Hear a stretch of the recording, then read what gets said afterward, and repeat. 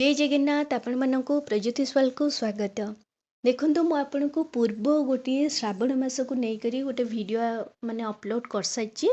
तो यहाँ हूँ श्रावण मासर द्वितीय वीडियो जो मु आपन को कहबी जे श्रावण मासर जो मैंने व्रत करुँच एक्चुअल गोटे मासर व्रत केवल श्रावण मास सोमवार व्रत नुहे जो मैंने श्रावण मासर गोटे मासर व्रत कर तो से श्रावण मास केबे आरंभ होची केबे शेष होची ता सहित से माने केउ परिबा खाइबे नहीं कि कौन खाइबे नहीं गोटे मास पर्यंत कौन करिवे नहीं ता सहित कौन करिवे आउ समस्त माने रोहुची जे कौन अर्पण जदि एही मासरे आपण करिवे केउ जिनसटी एमती अर्पण कले बहुत शुभ होता है आउ बहुत भल होता है मध्य मु आपन को ए वीडियो रे कहबी।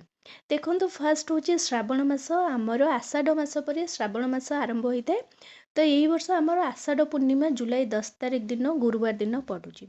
तो जुलाई 11 तारिख रु आपणकर शुक्रवार रु आपणकर श्रावण मास आरंभ होची। अगस्त 9 शनिवार दिन आपणकर श्रावण मास शेष हो जाउची जो दिन श्रावण पूर्णिमा रोची राखी पूर्णिमा बा रक्षाबंधन मध्य कुहा जाई थाए। तो जुलाई 11 रु अगस्त 9 पर्यंत गोटे मास होची आपणकर श्रावण मास आउ एही वर्ष माने 2025 वर्ष रे आपणकर श्रावण मास रे मात्र 4टी सोमवार पड़ुची। तो यही 4टी सोमवार जो मैंने व्रत करथांती से माने मंदिर जाइथांती ता सहित जलाभिषेक करिथांती केते काउडिया जो माने भाई माने अछंती भौणी माने अछंती से माने मध्य जल अभिषेक मध्य करिथांती किंतु जल अभिषेक तो करिथांती किंतु गोटे जिनस रोचे जे आपण से माने से समय रे कौन करबा उचित देखंतु जेहेतु जो माने अभिषेक फास्ट होचे श्रावण मास तो आपण माने समस्त जानथिबे भगवान महादेवंकर प्रिय मासटी आउ एही मासरे ही जलाभिषेक करिबा बहुत पुण्य होइथाय। तेणु जो माने आपण काउडिया माने हुंतु जो माने बोलबम रे जाउछंती से माने हुंतु कि जो माने गृहस्थ जो माने किछि व्रत न करी केवल सोमवार दिन मध्य आपण जो माने जाउछंती माने जलाभिषेक करंतु कि आपण पंचामृत टिके अभिषेक करंतु जहाँ भी करंतु आपण कोन करिवे केबे भी स्टील कि प्लास्टिक डब्बा है प्लास्टिक आजिकल जो मार्केट प्लास्टिक कलश टाइप आसूची तो से जमा पानी चढ़ातु नहीं कि आपण जदि जल अभिषेक करूचंती ठीक अच्छे कि पंचामृत अभिषेक कर स्टील किंबा प्लास्टिक डब्बा कि प्लास्टिक कलश जो मार्केट आसूची से माने बिल्कुल भी करंतु नहीं। आपण कौन करंतु पित्तलर ढाल नियंतु पित्तलर ढाल रे आपण नदी किंबा पोखरीरू पानी आनिकरी आपण श्रावण मासरे जल अभिषेक करिपारिबे। जो माने बोलबम रे जाउचंती से माने कोन करिवे कि जो माने से सोमवार दिन ही केवल पाखरे जदि किछि अछि आपण जाइना जल अभिषेक करबा को चाहूचंती से माने कोन करिवे घरो गाधेइबे गाधे सारा पर पुणी थे आपण कौन करेंगे आपण पाखे जोटी नदी कि छोट पोखरी जहाँ भी अच्छे आपण सेठी गाधेबे से ओदा वस्त्र रे जहाँ भी पिंधि थे से ओदा वस्त्र रे सेठू आपण पानी माने पित्तल रे ढाल रे पित्तल कलश रे आपण कौन करेंगे पानी नेबे पानी नहीं करी आपण किछि बाट खाली पादरे चली करी जिबे सेतिरे आपण जदि गंगा जल टिके घर आनिथिबे तो गंगा जल टिके मिसई आपण कौन करेंगे भगवान शिवलिंग उपरे कौन करेंगे जलाभिषेक करेंगे। तो सेमती कले बहुत शुभ होता है। ता व्यतीत आपण भगवान शिव को बेलपत्र जदि अर्पण कर बहुत आहरी बहुत कारण शुभ कारण भगवान शिव को बेलपत्र 3 शाखा बेलपत्र बहुत प्रिय थाए किंतु आपण जो बेलपत्र तोड़े सेटा सोमवार दिन तोड़े नहीं कारण सोमवार दिन प्रभुंकर पूजा आपण प्रभुंकर प्रिय जिनस तोड़े टे भल लगे से रुष्ट हे आपण जो माने मनोकामना नहीं करी आपण प्रभु को पूजा कर से फल तो आपको मिलब नहीं कारण भगवान तो आपण टे रुष्ट हो गले। तेणुक आप बेलपत्र कौन करेंगे पूर्व दिन माने रविवार दिन आपन कौन करेंगे निजर नित्यकर्म सरेंगे गाधे सारापर संध्या हवा पूर्वर आप बेलपत्र तोड़े जो बेलपत्र आपण छिंडा नथिबो गोटा बेलपत्र थिबो फटा नथिबो भल भल बेलपत्र 30 ସ୍ତ୍ରୀ ଶାଖାର ବେଲପତ୍ର ତାର ଫାଷ୍ଟ ଅଗ ଟିକେ ଛିଡ଼େଇ ଆପଣ କ'ଣ କରିବେ, ସେ ବେଲପତ୍ର ରଖିବେ। ସୋମବାର ଦିନ ଗାଧେଇ ସାରିଲା ପରେ ଆପଣ ବେଲପତ୍ର ଛୁଇଁ କରି ଆପଣ ମାନେ ମନ୍ଦିର ଯାଇ କି ଆପଣ ମନ୍ଦିର ଯିବେ, ଯଦି ଆପଣ ଘରେ ବି ଭଗବାନ ଶିବଙ୍କର କିଛି ପ୍ରତିମା ଅଛି ତାଙ୍କୁ ମଧ୍ୟ ବେଲପତ୍ର ଅର୍ପଣ କରି ପୂଜା କରିପାରିବେ। କିନ୍ତୁ ଗାଧେଇ ସାରିଲା ପରେ ହିଁ ବେଲପତ୍ର ଛୁଇଁବେ, ଗାଧେଇ ସାରିବା ପୂର୍ବରୁ ଆପଣ ଛୁଇଁବେ ନାହିଁ। ତା ବ୍ୟତୀତ ଏହି ଯେଉଁମାନେ ଏଇ ବ୍ରତ କରୁଛନ୍ତି ଗୋଟେ ମାସର ବ୍ରତ, ତ ସେ ସମୟରେ ବହୁତ କିଛି ନୀତି ନିୟମ ରହିଥାଏ।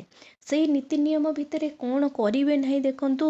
ଫାଷ୍ଟ ହେଉଛି ଗୋଟିଏ ମାସ ପର୍ଯ୍ୟନ୍ତ ଆପଣ ଦାଢ଼ି, ଚୁଟି, ନଖ ଏସବୁ କାଟିବେ ନାହିଁ। ଯେଉଁମାନେ ବୋଲବମ୍ରେ ଯାଉଛନ୍ତି ସେମାନେ ମଧ୍ୟ ଦାଢ଼ି, ଚୁଟି, ନଖ ସେ ମାସ ସାରା କାଟିବେ ନାହିଁ। ଶାସ୍ତ୍ର ଅନୁସାରେ ସେଇ ମାସକ ସାରା ଯେଉଁମାନେ ବ୍ରତ କରୁଛନ୍ତି ସେମାନେ ଜୋତା ଚପଲ ପିନ୍ଧିବେ ନାହିଁ, ଖାଲି ପାଦରେ ଚାଲିବେ। କିନ୍ତୁ ଆଜିକ ଯୁଗରେ ସେ ସବୁ କିଛି ହେଇପାରୁନାହିଁ। କିନ୍ତୁ ଆପଣ ଚେଷ୍ଟା କରିବେ ଯେତେବେଳେ ଘରେ ରହୁଛନ୍ତି ତ ସେ ସମୟରେ ଆପଣ ମାନେ ବିନା ଚପଲରେ ଚାଲିବାକୁ ଚେଷ୍ଟା କରିବେ। ବେଡ଼୍ରେ ଶୋଇବେ ନାହିଁ, ବେଡ଼୍ ବଦଳରେ ଆପଣ ଭୂମିରେ ଶୋଇବେ। ଭୂମିରେ ଆପଣ କ'ଣ କରିବେ, ତଳେ ଗୋଟେ ସପ କି ମସିଣା ପକେଇ ଆପଣ ତଳେ ଗୋଟେ ମାସ ଶୋଇବେ। ଗୋଟେ ମାସ ଆପଣ ସ୍ୱାମୀ ସ୍ତ୍ରୀ ସଙ୍ଗ ହେଇ ରହିବେ ନାହିଁ। ଗୋଟେ ମାସ ଆପଣ ଆମିଷ ଖାଦ୍ୟ ମାନେ ଖାଇବେ ନାହିଁ, ମଦ ମାଂସ ଖାଇବେ ନାହିଁ, ପିଆଜ ରସୁଣ ଖାଇବେ ନାହିଁ।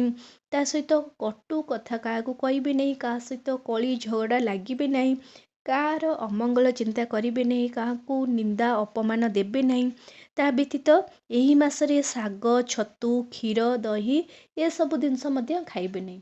ତା ବ୍ୟତୀତ କ୍ଷୀରରୁ ଯେତିକି ଦ୍ରବ୍ୟ, କ୍ଷୀର ଜାତୀୟ ଦ୍ରବ୍ୟ ମଧ୍ୟ ତାକୁ ମଧ୍ୟ ଏଇ ମାସରେ ଗ୍ରହଣ କରିବେ ନାହିଁ। ତାହା ବ୍ୟତୀତ ଏଇ ଗୋଟେ ମାସରେ ଆପଣ ମୂଳା, ବାଇଗଣ, ନିମ୍ବ, କଲରା, ପିତା, ପୋଡ଼ା, କଷା ଏସବୁ ଜିନିଷ ମଧ୍ୟ ଖାଇବେ ନାହିଁ। ଯେମିତିକି କଷା ଭିତରେ ଅତିରିକ୍ତ ମସଲାଯୁକ୍ତ ଖାଦ୍ୟ ଖାଇବେ ନାହିଁ, କି ଅତିରିକ୍ତ ଖଟା କି ଅତିରିକ୍ତ ମିଠା ଏସବୁ ଖାଦ୍ୟ ମଧ୍ୟ ଖାଇବେ ନାହିଁ।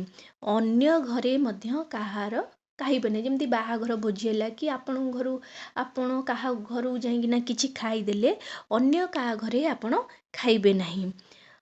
ତା ସହିତ ଆପଣ ମସୁର ଡାଲି ହେଲା, ଛତୁ ହେଲା ଏସବୁ ଜିନିଷ ଖାଇବେ ନାହିଁ।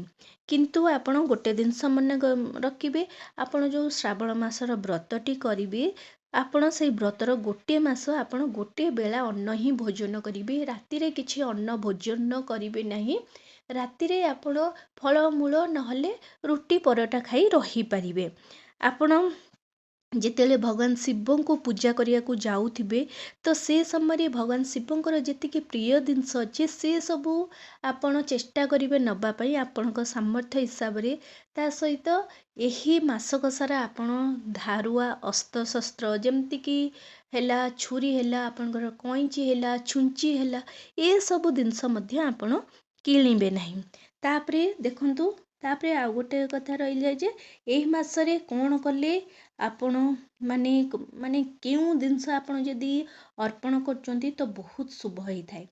ତ ଧାର୍ମିକ ମାନ୍ୟତା ଅନୁସାରେ ଆପଣ ଯଦି ଶିବଲିଙ୍ଗ ଉପରେ ମାନେ ଦେଶୀ ଗାଈ ଘିଅ ମାନେ କି ଶୁଦ୍ଧ ଗାଈର ଘିଅ ଯଦି ଆପଣ ଅର୍ପଣ କରୁଛନ୍ତି, ତାହେଲେ ଆପଣଙ୍କ ମନ ଭିତରେ ଯଦି କିଛି ଭୟ ରହୁଛି, କାହାକୁ ନେଇ କରିକି ମନ ଭିତରେ ଗୋଟେ ଥାଏ, ଗୋଟେ ସମୟ ଥାଏ ଯେ ମନ ଭିତରେ ଖାଲି ଭୟ ଲାଗିକରି ରହିଥାଏ କୌଣସି କାରଣରୁ। ଯେମିତି ଗୋଟେ ମନୁଷ୍ୟକୁ ଗୋଟେ ଲାଗିଥାଏ, ଗୋଟେ ସମୟ ଥାଏ ଜଣ ଜଣଙ୍କ ପାଇଁ, ଆପଣମାନେ ବୁଝିପାରୁଥିବେ।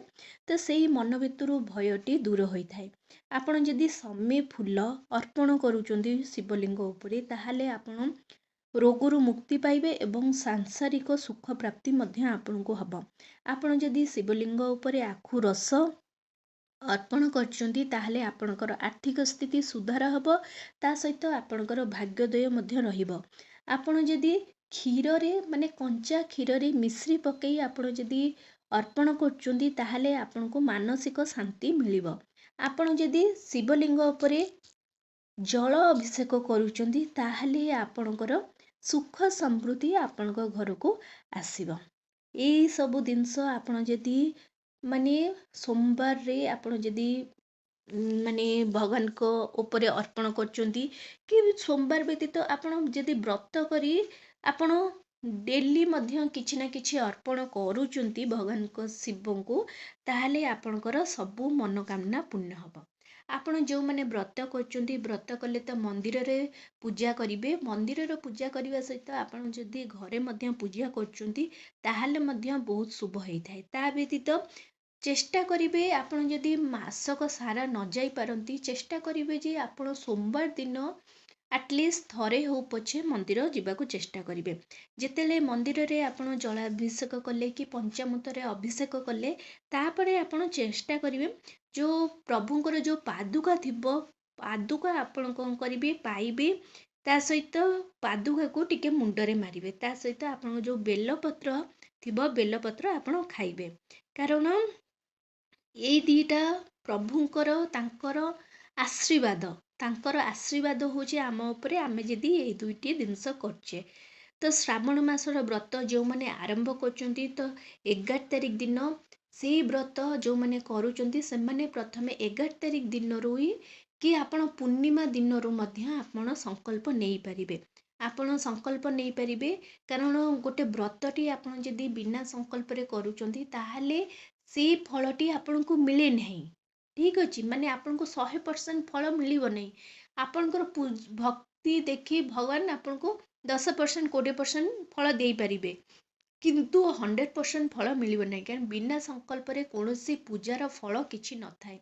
तेनु करी श्रावण मासर जो माने गोटे मासर व्रत करचंती से माने चेष्टा करंतु प्रथमे संकल्प नेबे आपण जहाँ भी करि परिबे तो सेई अनुसार आपण संकल्पटी नेबे तापरे शेषरे जो दिन आपणकर श्रावण व्रतर शेष रोचे तो शेष दिन रे आपण कौन करिवे आपणकर निजर सामर्थ्य अनुसार किछि ना किछि माने दान करने को चेष्टा करिवे।